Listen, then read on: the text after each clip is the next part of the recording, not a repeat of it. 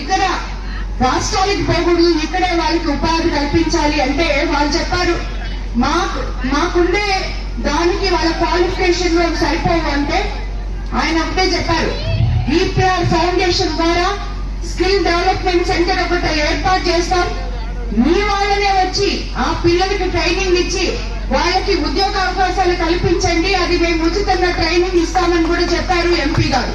కాబట్టి ప్రతి ఒక్కరూ చదువుకున్న బిడ్డకి ఈ రోజు మనకి రాబోయే ఫ్యాక్టరీలో తప్పకుండా ఉద్యోగ అవకాశాలు వస్తాయి. మన యువ నాయకుడు లోకేష్ బాబు గారు ఈ 5 సంవత్సరాల్లో 20 లక్షల ఉద్యోగాలు యువతకి అందిస్తామని చెప్పారు. అందులో భాగమే ఇది.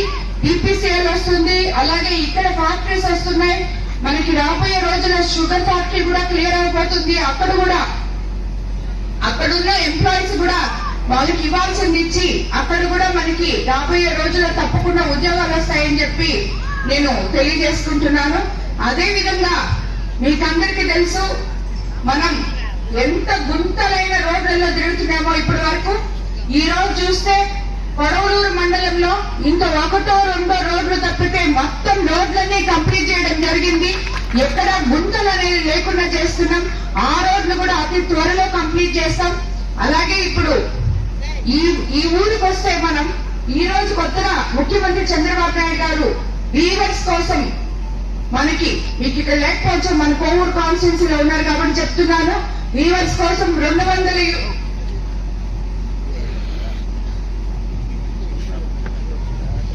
చేనేత మరియు పవర్ లూమ్ రంగాలకి మన ఆంధ్రప్రదేశ్ ఏప్రిల్ 1 నుంచి సుమారు మన కోవూరు నియోజకవర్గంలో 531 మంది ఉన్నారు. పుచ్చిలో 235, కోవూరులో 254 కుటుంబాలు ఉన్నారు.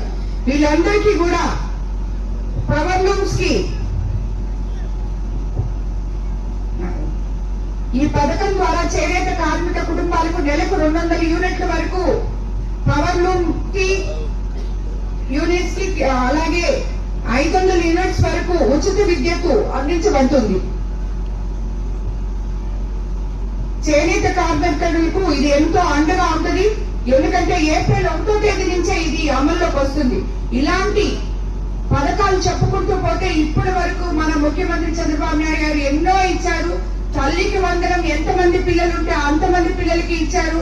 అలాగే మత్స్యకార భరోసా ఇచ్చారు. అలాగే ఇంకా ఆటో డ్రైవర్లకి అండగా నిలిచారు. ప్రతి ఒక్కటి కూడా అమలు చేసుకుంటూ ముందుకెళ్తున్నారు.